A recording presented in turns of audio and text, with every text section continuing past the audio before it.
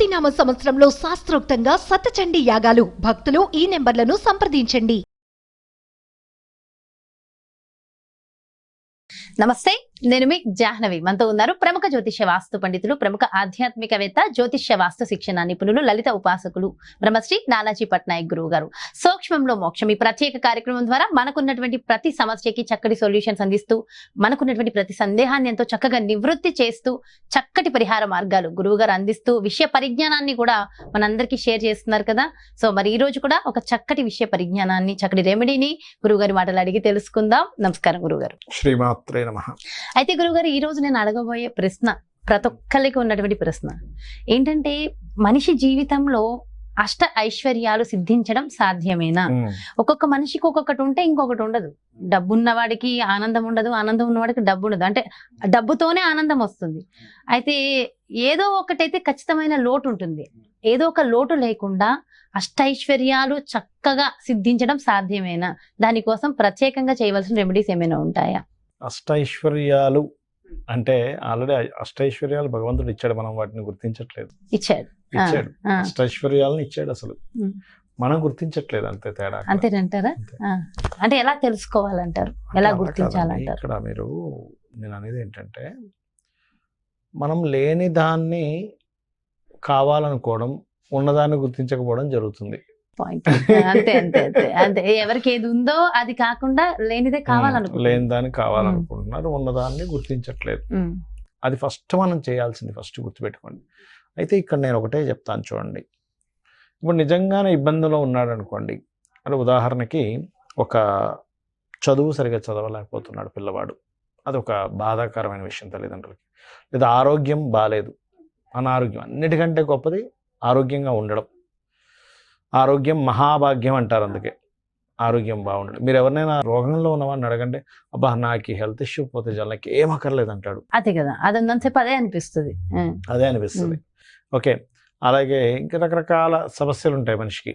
అంటే ధనం సంపాదించలేకపోవడము, వివాహం అవ్వకపోవడము, లేకపోతే ఇవన్నీ ఉంటాయి. ఓకే, అయితే నేను అనేది ఏంటంటే, ఇవన్నీ అసలు ఎందుకు వచ్చాయనే మూలాన్ని ఫస్ట్ మనం తెలుసుకుంటే అప్పుడు మనకి ఏ బాధ రాదు. గుర్తుపెట్టుకోండి, మూలంలోకి వెళ్తే మళ్ళీ గత జన్మలోకి వెళ్ళాలంటారు. గత జన్మలోకి వెళ్ళాలి, మూలంలోకి వెళ్ళాలంటే. ఇప్పుడు ఈ జన్మలో చేసింది కాదు, ఈ జన్మలో చేసేది కూడా వస్తుంది కొంతమందికి.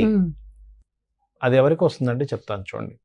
ఈ జన్మలో చేసేది ఈ జన్మలో ఎవరు అనుభవిస్తారంటే, ఈ జన్మ ఆఖరి అయిన వాళ్ళు అనుభవిస్తారు. గుర్తుపెట్టుకోండి, ఇదే జన్మ ఆఖరి అనుకోండి వాళ్ళకి, అది నాడీ ఆస్ట్రాలజీలో తెలుస్తుంది. మీకు ఈ జన్మ ఆఖరా లేకపోతే ఇంకా జన్మలు ఉన్నాయా? శనికి కేతువుకు ఉన్న డిస్టెన్స్ని బట్టి, ఈ జీవుడికి కేతువుకి మోక్షానికి కాంబినేషన్ బట్టి ఉంటుంది. అది ఈ జన్మే ఆఖరి అనుకోండి, వాళ్ళకి ఎలా ఉంటుంది తెలుసా? చిన్న పూజ చేసిన వెంటనే ఫలితం వస్తుంది, చిన్న దోషం చేసిన వెంటనే ఫలితం వస్తుంది. అంటే ఎవరితో వెంటనే లాక్కున్నారు, వితిన్ డేస్లో, వితిన్ మంత్స్లో వాళ్ళకి వెంటనే ఫలితం చూపిస్తుంది. అరే ఏమిటి, నేను ఇంత చిన్న తప్పు చేస్తే నాకు వెంటనే ఫలితం చూపించింది ఏంటి అనుకుంటాం. దానికి కారణం ఏమిటంటే వాళ్ళది ఇది ఆఖరి జన్మ.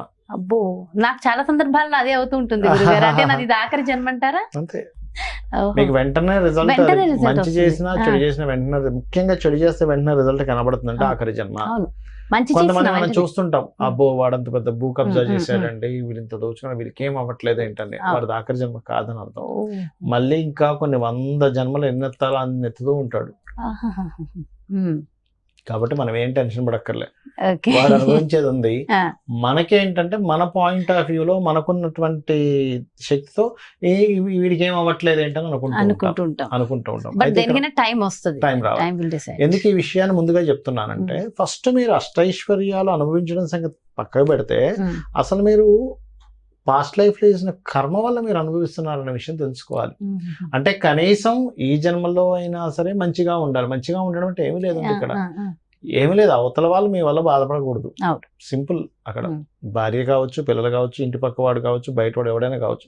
అలానే మళ్ళీ ఇందులో 2 రకాలు ఉంటాయి. బాధపడకూడదు అంటే, పిల్లవాడు చదవట్లేదు అమ్మో నేను ఏమంటే బాధపడతాడు అంటే అది బాధ్యత, తప్పది. వాడు బాధపడ్డా బాగుపడతాడు తర్వాత. అమ్మో ఫోన్ లాక్కుంటే మా వాడు ఏడుస్తాడండి, అందుకే నేను ఫోన్ లాక్కోనంటే ఎట్లా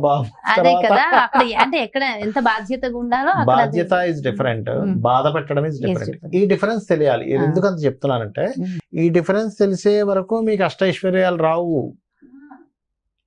మీ బాధ్యత ఏమిటి, మీరు ఎలా జీవించాలి, అవతల వాళ్ళని ఇబ్బంది పెట్టకుండా జీవించగలిగితే మీకు అష్టైశ్వర్యాలు వస్తాయి. ఇది దొరకనే రావు అవి. అవును. పుణ్యం చేసుకోవాలి కదా. ఇప్పుడు యజ్ఞము అంటాము. యజ్ఞం అంటే ఏంటి? కేవలం ఆ హోమగుండం ముందు కూర్చొని చేసుకునేదే కాదు, మనం జీవించడంలో చేసే ప్రతి క్షణము మనం ఎలా అవతల వాళ్ళతో ఎలా ఉంటున్నాము. క్రోధినామ సంవత్సరంలో శాస్త్రోక్తంగా వేద పండితులచే సామూహికంగా శతచండీ యాగాలు. పాల్గొనదలిచిన భక్తులు ఈ నెంబర్లకు సంప్రదించగలరు. కొన్ని డిఫరెన్స్ ఎట్లా, ఇప్పుడు గొడవ వచ్చింది, భార్యాభర్త ఏదో అనుకున్నారు, మళ్ళీ కలిసిపోతారు. అవును. చిన్న చిన్న కిచ్చులాట్లను గొడవలు, దట్ ఈస్ డిఫరెంట్. భార్య ఏదో అన్నదని భర్త అన్నాం, ఏదో ఒక గంట ఆర్గ్యుమెంట్ అయిన తర్వాత మళ్ళీ వాళ్ళు కలిసిపోతారు. ఇవన్నీ నేను కాదనట్లేదు, ఇవన్నీ అనట్లేదు, నేను వీటి గురించి మాట్లాడలే. ఏదో పిల్లవాడు చదవట్లేదని తండ్రి కోపడ్డమో తల్లి కోపడ్డమో, లేకపోతే నువ్వు సక్ర మార్గంలో లేవని చెప్పి తల్లిదండ్రులు అనడమో పిల్లల్ని, ఇవన్నీ కాదు. మీరు ఇవన్నీ ధర్మాలు. ఎందుకంటే పిల్లడి కోసమనో భార్య కోసమనో భార్య భర్త కోసమనో కొన్ని మాటలు చెప్తుంది. బాగా తాగొచ్చే భర్త మీద భార్య కోప్పడుతుంది. అయ్యో భర్త కోప్పడితే భర్త మీద కోప్పడకూడదని అక్కడ అది కాదు మనం చేయాల్సింది. నేననేది ఏంటంటే నిత్య జీవితంలో నువ్వు ఎంత ధర్మంగా ఉంటున్నావు, నీకు ఒక పని చెప్తే నువ్వు దాన్ని ఎంత ధర్మంగా చేయగలుగుతున్నావు ఈజ్ మోస్ట్ ఇంపార్టెంట్. ఆ ధర్మంగా చేయడం వల్ల అష్టైశ్వర్యాలు వస్తాయి. కానీ ఊరికనే ఏదో నేను ధర్మాలన్నీ వదిలేస్తాను, నేను ఊరికే శివుడికి పూజ చేస్తాను, అష్టైశ్వర్యాలు ఇవ్వాలంటే ఇవ్వడు. అయితే ఇప్పుడు ఎలాగో శివుడు అన్నారు కాబట్టి అష్టైశ్వర్యాలు సిద్ధించాలంటే శివుడికి పూజ చేసే పూలను బట్టి, అంటే ఏ పూలతో పూజ చేస్తారో దాన్ని బట్టి కూడా అష్టైశ్వర్య సిద్ధి అంటారు. నిజమేనా గురుజీ? శివుడికి అన్ని పూలతోనే చేయొచ్చు, కేవలం మొగలి పువ్వు మనకి 2 పువ్వులు చెప్తారు, ఆ పువ్వులు మాత్రం చేయకూడదని చెప్తారు. సంపెంగ ఒకటి, మొగలి పువ్వు ఒకటి చేయొద్దని చెప్తూ ఉంటారు. అయితే ఇక్కడ ఏంటంటే ఈ మొగలి పువ్వులు మళ్ళీ మీరు సంపెంగ పువ్వులు మొగలి పువ్వులు పైన దానికి కడతారు. మళ్ళీ ఏదైతే పందిరిలా కడతారు, పందిరికి కడతారు. ఓకే. అట్లాగే మరొకటి ఏంటంటే శివుడి గురించి వచ్చింది కాబట్టి నేను మీకు ఒక విషయం చెప్తాను. శివుణ్ణి కనుక నమ్ముకుంటే ఒకటి గుర్తుపెట్టుకోండి, ఎవరైతే శివుణ్ణి నమ్మారో వారికి ఆ శివుడే చూసుకుంటాడు. అంతే. అలాంటివి చాలా ఉదాహరణలు జరిగాయి. మీకు ఇప్పటికిప్పుడు లైవ్ లో ఒకతనికి ఫోన్ చేసి వినిపిస్తాను.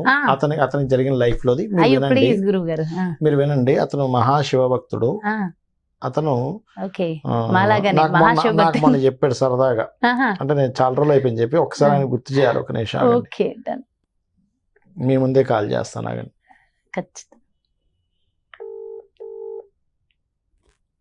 ఇలాంటివి ఎప్పుడు ఇంట్రెస్టింగ్ ఉంటాయి కదా, లైవ్ ఎక్స్పీరియన్స్ తీసుకోవడం చాలా బాగుంటుంది.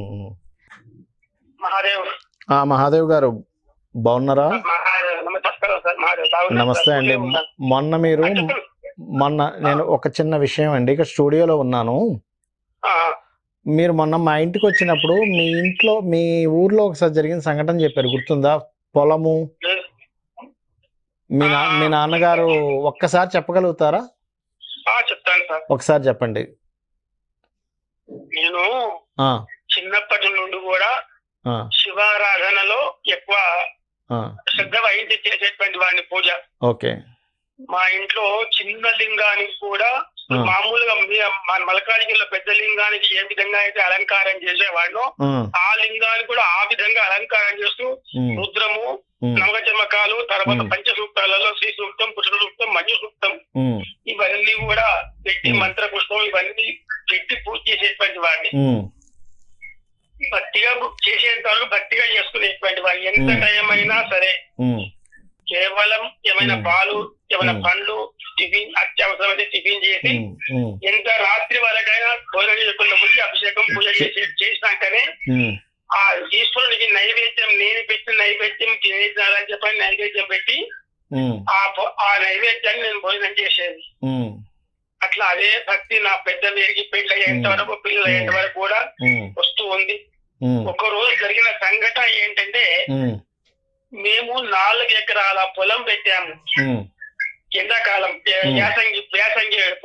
యాసంగి పొలం. ఈ వేసంగి అంటారు దాన్ని, వేసంగి పొలం. అయితే ఆ కుతిక పచ్చి కొద్దిగా ఇంకో 4 రోజులు అయితే కొయ్యాలి వరి, ఇంకో 4 రోజులు అయితే వరి కోతకు వస్తుంది అని దాన్ని 4 రోజుల ముందే కోస్తారు అప్పుడు. ఓకే, అవును. ఎందుకంటే అది అప్పుడు రాళ్ల వర్షాలు పడేటువంటి టైం ఇది. ఓకే, రాళ్ళ వర్షం పడుతుంది, లేకపోతే కొయ్యకపోతే ఉన్న పంట అంతా పోతుంది. కాబట్టి కొంత ఒడ్లు కోత పోయి నష్టం అయితే ముందే కోసుకుందాం అని చెప్పి అనుకుంటారు అప్పుడు. ఓకే. 4 ఎకరాల పొలం, 1 కాదు 2 కాదు, 30-40 40-50 క్వింటాల కొట్టయ్యేటువంటి వరి ఇది అవును. కనుక తొందరగా పోద్దామని మా పాలేరు మా నాయన అందరూ కూడా నడి పొలంలో నిలబడి మేము మాట్లాడుకుంటూ ఉన్నాం. వాళ్ళు గట్టి అన్నారు వాళ్ళు. అంటే నేను అన్నా ఇంకొక 4 రోజులు కావాలి, 4 రోజులు కాదు ఈ పొలం కోసినట్టయితే అంత నష్టం అవుతుంది అని చెప్పని నేను అన్నా గట్టిగా. అంటే వాళ్ళు వస్తూ యాసంగి పంట కాబట్టి యాసంగి పంట ఒక్కనాటి వంట అని సామెత. అవును. అంటే అది చేతికి వస్తుందేమో, తింటాం లేకుంటే మొత్తం భూమి పాలైతుంది రాళ్ళు పడితే అని వాళ్ళు ఆ సామెత నాకు గుర్తు చేసిండ్రు. ఏం కాదు, నేను ప్రతి నిత్యం ఈశ్వర పూజ చేస్తున్నా, ఈశ్వర పూజ చేసేవాడిని అయితే మన వరి కోసేంత వర్ధంగా ఎలాంటి రాళ్ల వర్షాలు గాని గాలి దుమాలు గాని రావు, నేను ఖచ్చితంగా చెప్తున్నా. ఈ 4 రోజులు ఉంచి ఈ పొలానికి వద్దాం మనము అని చెప్పి నేను అన్నాను.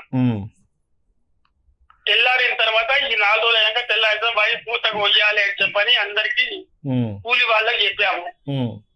అదే రోజు రాత్రి పెద్ద మేమంతా నాయన మా ఇంట్లో మా నాన్న పడుకొని ఉన్నాం ఇంట్లో. పెద్ద రాళ్ల వర్షం కురిసింది. ఆ రాళ్ల వర్షం ఎక్కడి ఇంట్లో కూర్చున్న మాకు కూడా చతుశ్శాల భవంతుల మధ్యలో గచ్చు ఉండేది. అంటే మధ్యలో ప్లేస్ వెలుతురు రావడానికి ఉండేది. అందులో నుంచి వచ్చి కింద పడి పైకి ఎగిరి మాకు రాస్తున్నాయి రాళ్ళు, అటువంటి రాళ్ళు. అదే నువ్వు వడగల్ల వాన, రాళ్ల వర్షం వడగల్ల వాన పెద్ద వర్షం పడ్డది. ఇక మా నాయన ఒకటే ఏడ్చులు వారి 4 రోజుల కింద మనం వరికి వద్దామంటే వద్దాను, అంతా కూడా భూమి పాలైంది అని చెప్పి బాగా ఏడవడం మొదలు పెట్టిండు. తప్పు నాది అని మా నాయన నన్ను ఎంత దిచ్చినా ఏమీ అనకుండా ఊరుకున్నా. తెల్లవారిన తర్వాత ఆవు మాకు పాలిచ్చే ఆవు ఉండే, ఆ ఆవును కొట్టుకొని నేను బావి దగ్గర పోయినా బాధపడుతూ. పోయేసరికి నాకు ఉన్న ఆ 4 ఎకరాల భూమిలో ఒక్క రాయి పడలేదండి. వర్షం పడ్డది కానీ ఒక్క రాయి కూడా పడలేదు. ఒక 200 గజాల దూరంలో నా చుట్టూ పొలాలు ఉన్నాయి, మరి వేరే వాళ్ళవి. అవన్నీ కూడా రాళ్ల వర్షంతో మొత్తం ఎక్కడికక్కడ స్మాష్ అయిపోయినాయి. అదే ఈశ్వర కృప నాకు అని చెప్పనుకొని నమస్కారం చేసుకున్నా. అందరూ కూడా వచ్చి రాళ్ల వర్షం పడ్డది. అయ్యగారి పెద్ద పొలం 4 ఎకరాల పొలం ఉంటే మామూలు కాదు, అంత పెద్దది భూపాల ఇంటి కదా. అయ్యగారు ఎంత బాధపడదు, అందరూ బాధపడుకుంటూ వచ్చి నిలబడి చూస్తే నా వరి మంచుకున్నది. చుట్టూతో ఉన్న అన్ని పొలాల మీద రాళ్ల వర్షాలు పడి అక్కడ రాకుండా అయింది. అంటే మీకు ఇక్కడ నేను స్టూడియోలో ఉన్నాను, ఒక్కసారి నేను వినిపిస్తాను. శివుణ్ణి నమ్ముకున్న వ్యక్తికి శివుడు ఎంత పక్కగా చూసుకుంటాడో మీకు ఇప్పటికిప్పుడు లైవ్ లో చెప్తానని మీకు ఇప్పుడు ఇమీడియట్లీ ఫోన్ చేశాను. మీకు మొన్న మీరు నాకు చెప్పిన విషయం అంతే అంతే. ఇంకా 5-6 ఉన్నాయి మంచిగా ఖచ్చితంగా నమ్మదగినటువంటి. అదే ఉన్నాయండి. ఎందుకంటే కొన్ని వందల మందికి, కొన్ని వేల మందికి నేను వింటుంటాను కదండి రోజు. వాళ్ళు ఎంత భక్తిగా చేసుకుంటే ఎంత బాగుంటుంది అనేది. ఈశ్వరుని నమ్ముకున్న వాడికి ఎప్పుడు ఎలాంటి లోటు ఉండదు. అది నమ్మితే సొమ్ము, లేకుంటే దుమ్ము అనేది. సరే మహాదేవ్ గారిని మళ్ళీ మాట్లాడతాను. ఇప్పుడు నేను నాకు ఇటువంటి అనుభవాలు చాలా వచ్చినాయి. నా భక్తులకు కూడా ఎవరికి చెప్పినా నేను నాకున్న అనుభవాన్ని చెప్తానే తప్ప కథలు చెప్పా. భారతుల కథలు చెప్పి ఆ కథలో ఇలా జరిగింది కాబట్టి మీరు ఇలా చేయండి అని చెప్పాను. ఎందుకంటే స్వయం అనుభవమే చాలా ముఖ్యం కదా మనకి. నా స్వానుభవాన్ని చెప్పి వాళ్ళకి చెప్తే వాళ్ళు చేసి. సరే మహాదేవ్ అండి నమస్తే. అంటే నేను ఎందుకు ఈ విషయం ఎందుకు మీకు షేర్ చేశానంటే, ఎందుకంటే ఈశ్వరుడిని నమ్ముకున్నప్పుడు మనం ఈశ్వరుని నమ్ముకున్నా మనకేమిటి అని కూడా ఈశ్వరుడు ఇలా చూసుకుంటాడు. అష్టైశ్వర్యాలు అన్నారు కదా, అంతకంటే గొప్పది ఈశ్వరుడు పక్క నుండి చూసుకోవడం. నేను ఈ మాట ఎందుకు చెప్పాను వినిపించానంటే, ఇలాంటివి కొన్ని వందలు విన్నాను నేను. ఇది కొన్ని వందల వేలు నా జీవితంలో కొన్ని వందలు వేలే విన్నాను. ఏది నేను ఇంత నిష్ఠగా చేశాను, నాకు బాగుంది. నేను అంటే ఏమిటి, ఇక్కడ భక్తి ప్రధానం, నమ్మకం ప్రధానం. ఇక్కడ నమ్మకం అంటే అష్టైశ్వర్యాల కంటే కూడా గొప్పదిస్తాడు. అయితే ఇక్కడ ఎటువంటి పుష్పాలతో అయినా చేయొచ్చు ఈశ్వరుడి ఆరాధన. ముఖ్యంగా సోమవారాలు చేస్తూ ఉండాలి ఈశ్వరుడికి. అది కాకుండా ఇంకోటి ఏంటంటే ఈశ్వర ఆరాధన, ఈశ్వరుని నమ్ముకున్నాము అంటే ఫస్ట్ మనం ఈశ్వరుడుగా మారాలి. మనకి అభిషేకం చేసేటప్పుడు కూడా ఏం చేస్తారు, ముందు నువ్వు ఈశ్వరుడుగా మారు అంటారు. ఓకే, అంటే రుద్రుడు అంటే ఉగ్ర రూపం అంటారా? అట్లా ఏం కాదు. రుద్రుడు అంటే ఉగ్ర అన్నాను కదా, రుద్రుడు కోపం. కాదు, ఈశ్వరుడు. మనం శివలింగానికి పూజ చేసే గురించి మాట్లాడుతున్నాను నేను మీకు. ఓకే, అంటే ఏదో ఉగ్ర రూపం దాల్చమని కాదు అక్కడ అర్థం. రుద్రుడు అంటే బ్రహ్మ విష్ణు రుద్రులు వేరు, రుద్రుడు వేరు, ఈశ్వరుడు వేరు, శివుడు అంటే మొత్తం సదాశివుడు వేరు. ఇట్లా మొత్తం పంచ బ్రహ్మాసన స్థిత అనేటువంటి నామం ఉంటుంది లలిత సహస్రనామాల్లో. ఇక్కడ ఏమిటంటే నువ్వు ఈశ్వరుడుగా మారడం అంటే ఏమిటంటే నీలో ఆ తత్వం రావాలి. ఫస్ట్ నీలో ఆ ప్రశాంతమైనటువంటి చిత్తం రావాలి. ఆ ప్రశాంతమైన చిత్తంతో నమ్మకంతో ఉన్నప్పుడు నీలో ఒక ఈశ్వరుడు ప్రవేశించి నువ్వు ఈశ్వరుడికి పూజ చేయాలి. అప్పుడు ఆటోమేటిక్ గా మనం అనుకున్న శివుని పూజలో ప్రత్యేకంగా మీరు ఎన్ని పుష్పాలు వాడుతున్నారేవి అవన్నీ కాదు, బిల్వపత్రము నమశివాయ అనే నామంతో అభిషేకం చేస్తూ మీకు తోచింది మీరు ఇవ్వగలిగింది మీ శక్తి కొలది మీరు అక్కడ నైవేద్యం పెట్టడం. అంటే నిద్ర లేచాము, శివనామస్మరణ, అక్కడ మనం పూజ చేస్తున్నాము, ఆయనకి పెట్టాలి, ఆయనకి పెట్టి మనం తినాలి. అంటే ఒక పిల్లవాడు, తల్లికో పిల్లవాడు ఉంటే పిల్లవాడి కోసం అన్ని ప్రిపేర్ చేస్తుంది చూసారా, అలా పిల్లవాడి కోసం ప్రిపేర్ చేసే తల్లిలాగా అయిపోవాలి పూజ చేసేటప్పుడు మనం. మళ్ళీ అందులో అతన్ని తండ్రిని చూసుకోగలగాలి, తల్లిలాగా అయిపోయి తండ్రిని అతనిలో మనం చూసుకోగలగాలి. అప్పుడు అష్టైశ్వర్యాలు కాదు కదా అసలు. మీరు కొన్ని ధ్రువచరిత్ర అని ఉంటుంది, అందులో మహావిష్ణువుని పూజించినప్పుడు అతను ధ్రువ మండలం ఇస్తాడు ఆయన ధ్రువుడికి కదా. ధ్రువుడికి. కాబట్టి ఏంటంటే ఇవన్నీ చాలా చిన్న చిన్న విషయాలు. అన్నిటికంటే గొప్ప విషయం మనం భగవంతుడిని గుర్తించడమే. చాలా చాలా అద్భుతంగా వివరించారు అండ్ పర్సనల్ ఎక్స్పీరియన్స్ కూడా షేర్ చేశారు. Thank you so much Guruji. నమస్కారం. శ్రీమాత్రే నమః. ఎస్, చూసారు కదండి, ఇది శివమాయ, శివలీల. నిజంగా అంటే అష్టైశ్వర్యాలు సిద్ధించడం సాధ్యమే, కానీ మనం దాన్ని గుర్తించట్లేదని చెప్పకనే చెప్పారు గురువుగారు. చెప్తూనే చక్కటి పరిహార మార్గాలు, మరి అష్టైశ్వర్యాలు సిద్ధించి ప్రతి ఒక్కళ్ళు నిత్యము కూడా ఆనందంగా ఉండడానికి, ఎలాంటి ఇబ్బందులు మన దరి చేరకుండా ఉండడం కోసం శివుడిని ఏ విధంగా పూజించాలి, ఎలా నమ్మాలి, అసలు దానికి సూత్రాలు ఏంటి, ఎంతో చక్కగా వివరణ ఇచ్చుకుంటూ వచ్చారు. చాలా చాలా బాగుంది కదా. మరి చక్కటి ప్రత్యేకమైన కార్యక్రమంతో మళ్ళీ మీ ముందుకు వచ్చేస్తాను. మరి అదేవిధంగా మీ యొక్క జాతకానికి సంబంధించి కానీ, లేదంటే మీ ఇంటి వ్యాపార వాస్తుకు సంబంధించి కానీ గురువు గారిని సంప్రదించాలి, అపాయింట్మెంట్ కావాలి అనుకుంటే ఇంకెందుకు ఆలస్యం, వెంటనే క్రింద డిస్ప్లే అవుతున్నటువంటి నెంబర్స్ కి కాల్ చేయండి. నమస్తే. సుమన్ టీవీలో మీ పర్సనల్ అండ్ బిజినెస్ ప్రమోషన్స్ కోసం కింది నెంబర్ కి కాంటాక్ట్ చేయండి.